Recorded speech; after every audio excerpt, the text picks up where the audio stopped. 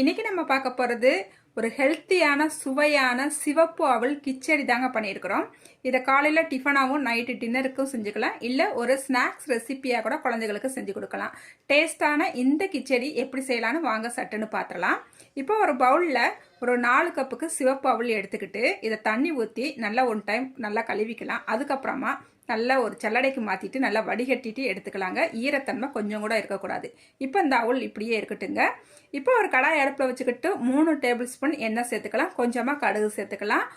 1.5 table spoon உளுந்தம்பருப்பு, 1.5 table spoon கடலைப்பருப்பு சேர்த்துக்கலாம். இப்போ அடுப்பை மிதமான தீயிலேயே வச்சுக்கலாங்க.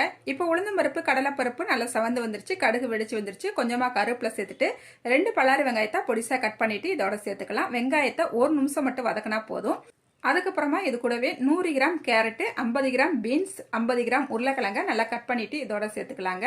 1 நிமிஷம் நல்லா வதக்கி விட்டுட்டு கொஞ்சமாக தண்ணி தெளிச்சு விட்டுட்டு இதை மூடி வச்சு நல்லா ஒரு 4 நிமிஷத்துக்கு அப்படியே விட்டுறலாங்க.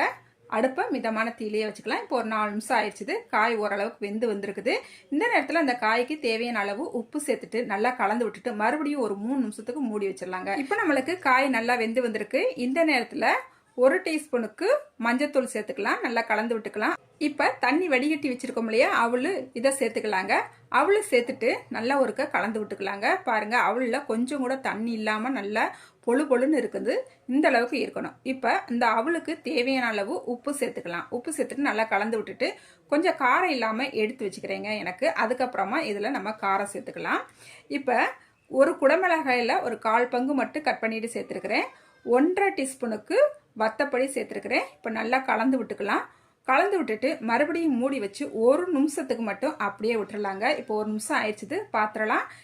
கொஞ்சமாக மல்லி இலையை பொடிசாக கட் பண்ணிட்டு சேர்த்துக்கலாங்க. இப்போ நம்மளுக்கு நல்ல ஹெல்த்தியான டேஸ்டான சிவப்பு அவல் கிச்சடி செம்மையாக ரெடி ஆயிடுச்சுங்க.